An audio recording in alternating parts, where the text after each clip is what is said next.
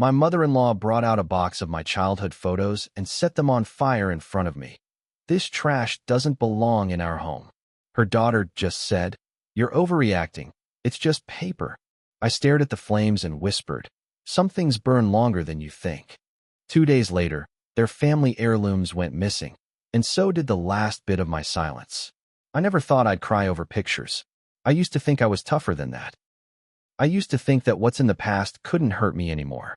But watching my childhood burn in front of me like that, I felt something in my chest snap, quiet and sharp. Let me explain. I married into a family that never really accepted me. I'm not from money, and I didn't go to the right college. My mom raised me alone. We had enough, but just barely. My wife, Amanda, came from a different world. Country club summers, monogram towels, their last name on the side of a law firm. I thought love would be enough to bridge the difference. I thought if I kept my head down and tried hard enough, they'd see I was good for her. They never did. Her mom, Lorraine, made that clear from day one.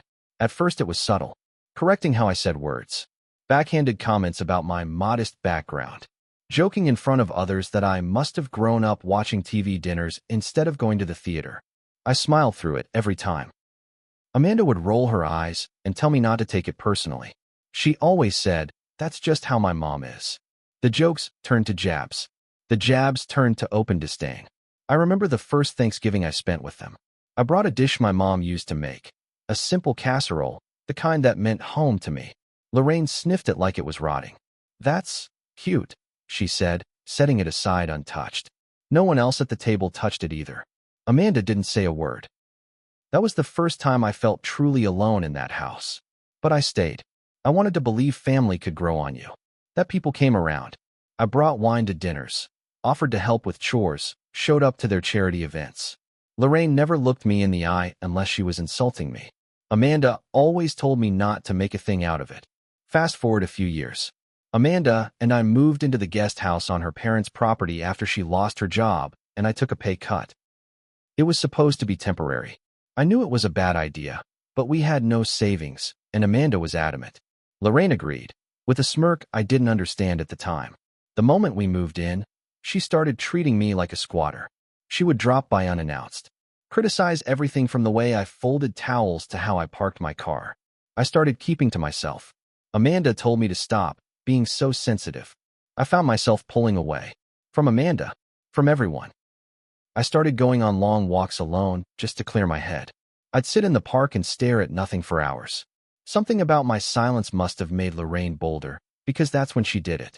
I had kept a box of my childhood things, photos, drawings, birthday cards from my mom. It wasn't big, just a shoebox. But it was everything I had from before. Everything that reminded me who I was before I learned how to hide. I kept it in the back of our closet. One afternoon, I came home from running errands, and I knew something was wrong the second I stepped into the yard. The smoke. The smell. I followed it around to the back where Lorraine stood by the fire pit. Amanda was sitting in a lawn chair, sipping a soda. The box was already open and half empty. Lorraine was tossing the contents into the flames one by one. My third grade school photo. A birthday card in my mom's handwriting. A picture of my childhood dog. They curled and blackened before I could even move. I didn't say a word. I just stared. Lorraine looked me in the eye and said, like she was commenting on trash day, "This garbage doesn't belong in our home." I looked at Amanda. She didn't look back at me. She just shook her head and said, "You're overreacting. It's just paper. Just paper." That night I didn't eat. I didn't speak. I barely slept. I sat on the edge of the bed with my jaw locked shut until morning came. Amanda barely noticed. Or maybe she didn't care. I wanted to scream. I wanted to destroy something. But I didn't. I kept hearing those words. Just paper. 2 days later, Lorraine's prized possession, her antique jewelry chest, was gone. The one she kept locked in her bedroom closet. The one she used to show off to guests like it was a museum piece.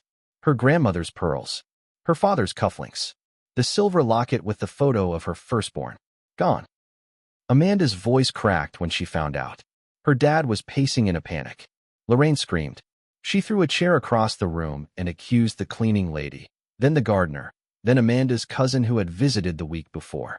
I said nothing. I sat in the corner of the room with my hands in my lap. Watching. They filed a police report. There was an investigation.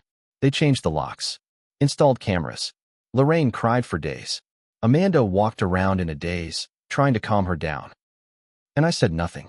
What they didn't know was that I hadn't left the house that week. Not once. Not even to get the mail. What they didn't know was that sometimes, when something burns, it doesn't just disappear. It stays inside of you, quiet and waiting. I never raised my voice. I never touched a thing. But I also never forgot what she burned. And I never forgave. After the heirlooms disappeared, something shifted in the house. Not in a loud way, but in the kind of way you feel in your stomach before a storm. Lorraine stopped talking to me completely. She'd walk past me like I was air. Amanda stopped sleeping in our bed every night.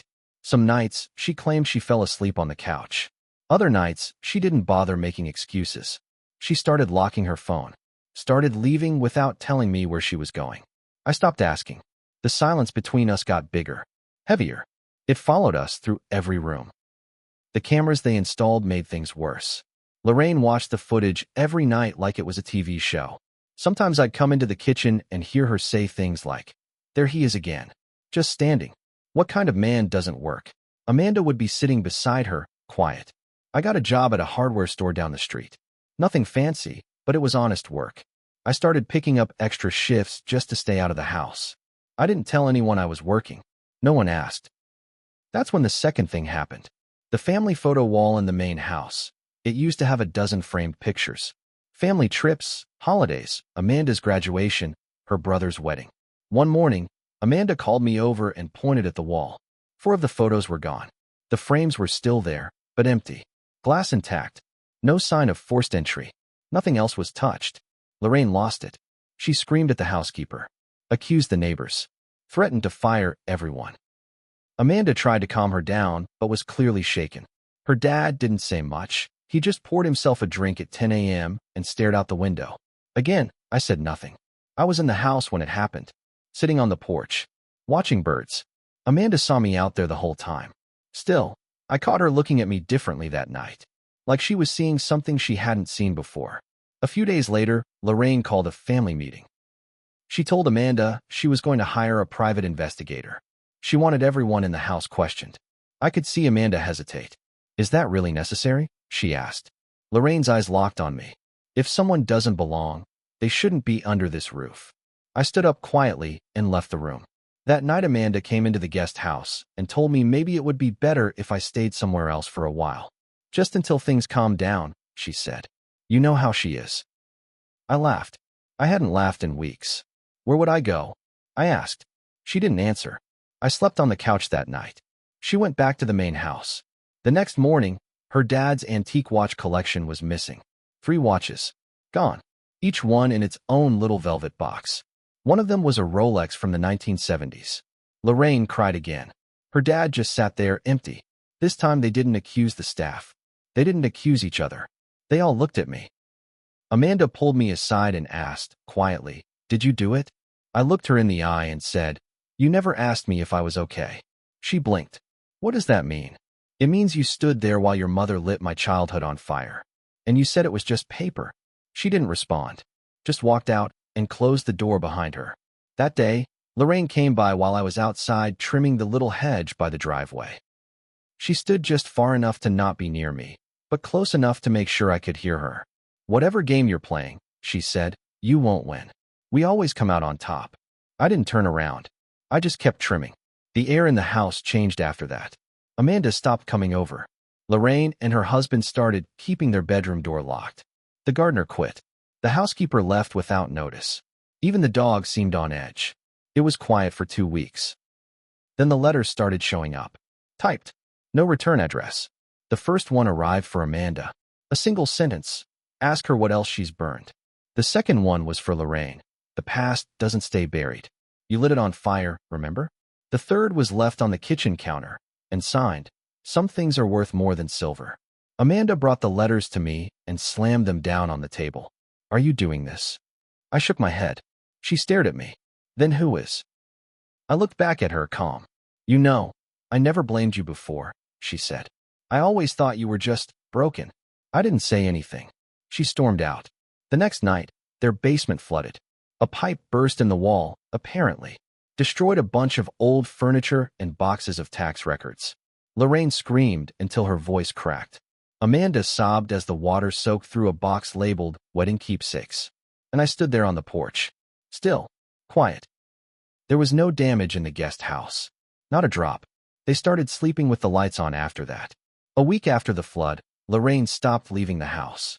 She stayed inside, mostly in the living room, curtains drawn, clutching her phone like it was a lifeline. Amanda was barely around. She started crashing at her friend Marissa's place more often, or at least that's what she said. I didn't ask. I kept my routine simple. Up at 6. Walk around the neighborhood. Quiet breakfast. Short shift at the store. Back by dinner. I made myself small. Unnoticeable. That's when people tend to reveal themselves. One morning, I came home and found a moving truck parked outside the main house. At first I thought Lorraine and her husband were leaving, but then I saw who was inside. Amanda. She was packing up our things. When I stepped inside, she froze like a kid caught stealing. I was just getting ahead of things, she said. Figured we could have some space. Figure out what's next. She already had 3 boxes labeled my clothes, bathroom, and books. None were mine. I stood there and watched as she avoided my eyes. I need to do what's best for me right now, she mumbled. I nodded once. Did you pack the ashes? She looked confused. The ones from my childhood. You know, the ones you said were just paper. Thought maybe you'd want to take those too. She said nothing. That night, Amanda left. Just like that. She didn't even take the boxes. She left the truck parked in the driveway. The next morning, her father collapsed in the kitchen. A stroke. Lorraine found him slumped over the counter, barely breathing. He survived, but he couldn't speak. They took him to the hospital. Lorraine stayed by his side the first night. While she was gone, the guest house door was open when I got back from work. That never happens. I stepped inside slowly. Nothing was stolen, but something had been moved. The shoebox. Not the one she burned. A different one. One I hadn't looked at in a while. It was hidden in the crawl space under the guest house. Inside were small things. Receipts. Journals. Notes I wrote to myself during the worst years. Things I kept in case I ever started to forget who I was. It was sitting in the middle of the table. On top of it was a picture. Me and Amanda. The day we moved into the guest house. Smiling. She had her arms around my shoulders. It looked like we were happy. On the back, someone had written in messy, shaky letters, "You never belonged here." I stared at it for a long time. Then I noticed something else. There were footprints on the floor. Muddy. They led from the door to the table and back out again. Smaller than mine. Lighter. Lorraine had been in here. She had broken into the guest house while I was gone. Touched my things. Left a message. That same day, the moving truck disappeared. Amanda's boxes were gone too. I never saw her take them. She just vanished. The next twist came from someone I hadn't spoken to in over a year. My cousin, Rachel. She texted me. "Hey, this might be nothing, but I got a weird message on Facebook from someone pretending to be you." She sent me a screenshot. It was a fake account, using my name and a photo from high school. The message said, "You'll never believe what I found. Want to make some cash?" It linked to a Dropbox folder. When I clicked it, it was empty. But that meant someone had tried to set me up. Someone wanted to make it look like I was trying to sell something. Or confess something. I asked Rachel if she told anyone. She said no. I asked if anyone else messaged her. She said just one more. Amanda. Amanda had texted her a few days ago asking if she ever noticed me acting off. Rachel told her no. That I was always quiet, but solid. That I never lied. Amanda never responded. I started to put the pieces together. Amanda had been trying to gather stories. Trying to build something. Maybe a case. Maybe a reason. Maybe she was scared. Or maybe she just wanted out and needed a clean excuse. And Lorraine? She wasn't scared. She was angry. Losing control. First the heirlooms. Then the photos. Then her husband's mind. Then Amanda. That's when the biggest twist landed. A man showed up at the hardware store one afternoon. Mid-50s. Wore a suit too nice for this town. Asked if I was the son-in-law. I nodded slowly. He handed me a card. David Marin, private investigator. Just doing some background, he said. Mind if we talk? I didn't answer. He handed me a photo. A grainy screenshot from what looked like an outdoor camera. It was of me, or someone who looked like me, walking near the basement the night of the flood. I'm not accusing you, he said. But if you have anything to share, now's the time. I gave him the photo back and said, What do you think you're protecting? He didn't answer. He just nodded and walked out. Later that night, I got a message slipped under my door. It was written in shaky handwriting again. One line, "You took something." So did I? Now we're even. But I never took anything. Not yet. I didn't sleep that night. I just sat there staring at the note. You took something. So did I? Now we're even. It wasn't true. I hadn't taken anything from them. But they had taken everything from me. My childhood. My peace. My trust. My marriage. And when I finally stopped asking to be seen, they got scared. Like maybe what they really feared was the silence they created in me. I spent the next 2 days tying everything up. First, I packed up the guest house. I didn't own much. Clothes. A few books. My journals. The second shoebox, still intact. I placed everything carefully into 2 suitcases. Then I called Rachel. I told her everything. Not about what they thought I did, but about what they really did. The fire. The photos. Amanda's silence. Lorraine's slow destruction of every part of me that ever felt safe. Rachel listened. When I finished, she was quiet for a while. Then she said, "Come stay with me." That night, I did one last thing. I printed out 5 letters. Each one typed. Each one with one sentence. I placed them where they'd be found easily. For Amanda. You didn't light the fire, but you stood and watched me burn. For Lorraine. The most valuable things are the ones you never saw in me. For Amanda's father, who still couldn't speak, I hope silence teaches you what it taught me. For the private investigator, the truth is quiet. So was I? For myself, which I left taped to the bathroom mirror, you stayed too long. That was your mistake. But now you leave with nothing to prove and nothing to hide. Then I left. 2 weeks later, Rachel sent me a link. It was a community forum post. Anonymous, but I knew it was Amanda. She was asking for advice. The headline, "My husband may have been behind a series of strange events in our family." Or maybe not. I don't know who he is anymore. The replies were brutal. People said she sounded guilty. Said she let her mother bully her husband and now wanted sympathy. Someone even found old wedding photos and posted them side by side with a recent picture of Amanda at a bar with a coworker she used to say was just a friend.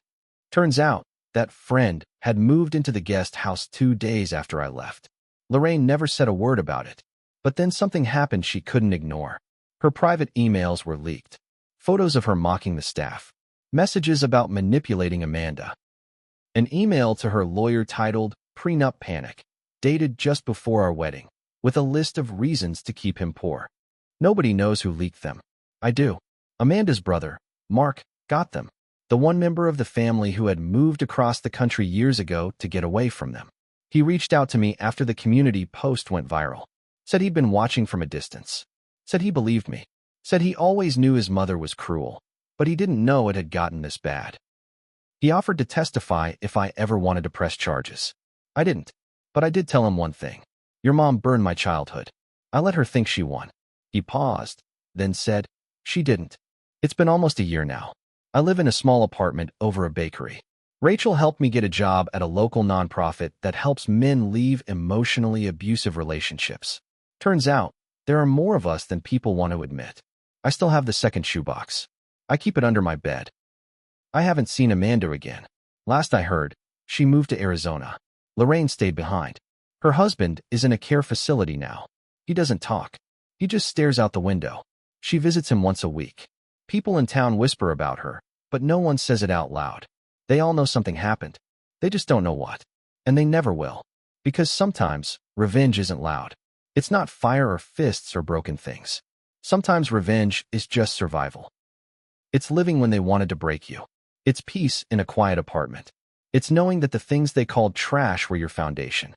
That the things they thought didn't matter were the only things that ever did. They burned my childhood. And in return, I let their legacy fall apart. Slowly, silently, one forgotten heirloom at a time. That was the trade. And I can live with it. 3 months after I left, I got a letter. Not an email. A letter. No return address. Just my name, typed neatly on the envelope. Inside were 2 things. A small photo, burned at the edges, and a folded receipt. The photo was one of the ones Lorraine had burned. Or at least, I thought she had. It was me at 6 years old, sitting on my mom's lap, holding a toy truck with one wheel missing. My mom's handwriting was on the back, "Your favorite. Never let anyone make you feel small." The receipt was from a pawn shop, dated 2 weeks after the fire, for various vintage jewelry items. No itemized list, just a payout total, $3,200. Signed by Amanda. I stared at that number for a long time. I hadn't stolen those heirlooms, but someone had, and Amanda sold them. Suddenly, a lot of things made sense. The way she avoided eye contact after the fire, the way she pushed me to move out, the way she backed her mother publicly but kept her distance privately. Amanda didn't protect her mother. She protected herself. She let Lorraine burn my things as a distraction. While Lorraine played Queen of the Ashes, Amanda emptied the chest upstairs. Then she sat and watched as her mother fell apart, and everyone pointed fingers at me. I don't think Amanda planned all of it, but I think she saw the opportunity and took it. I showed Rachel the photo and the receipt. She was quiet for a while, then asked, "Are you going to do anything?" I said no, because Amanda had already done it to herself. But things kept unraveling back home. Turns out, Lorraine had tried to cash in an insurance claim on the missing heirlooms. She lied about the value, claimed some pieces were worth 10 times what they really were, said they were priceless family artifacts. The insurance company sent an investigator. They found the same pawn shop receipt, not from Amanda this time, but from Lorraine. A second transaction, dated a week after Amanda's. She had tried to sell off the remaining heirlooms quietly, as damage control. But now there were 2 separate receipts, from 2 separate people, for items they claimed were stolen. The whole thing blew up. The insurance company denied the claim, then reported both transactions to the local police. Amanda panicked. She posted a long, rambling statement online, saying she had only sold what belonged to her, and that she'd never intended to hurt anyone. Lorraine denied everything and blamed Amanda, mother and daughter, eating each other alive.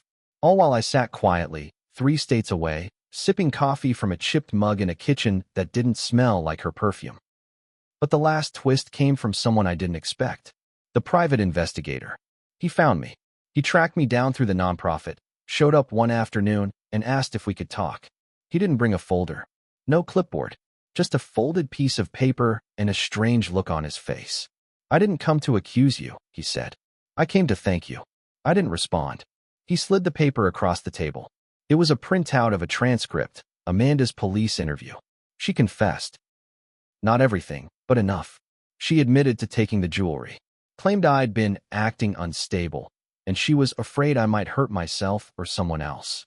Said she sold the items to get some space. The officer asked if I had ever threatened her. She said no. Asked if I'd ever raised a hand to her. She said no. Asked if I knew she took the items. She said he never even noticed. At the end, the detective asked her why she burned my photos.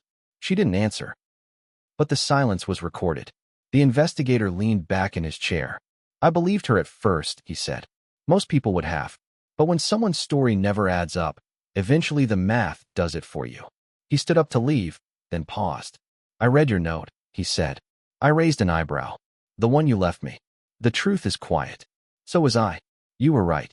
Then he walked out, and I realized something. They had burned the truth in front of me. But truth has a strange way of surviving fire. It doesn't scream.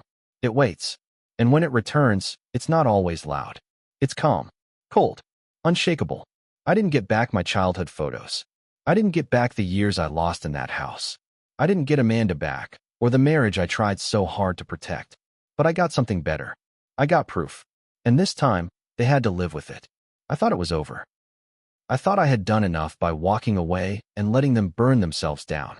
But the truth has a way of staying close. And sometimes, you don't choose when it wants to be seen. 3 months after the investigator left my office, I got a call from a local podcast. The host, Jordan Bell, had read about the insurance case in a legal newsletter.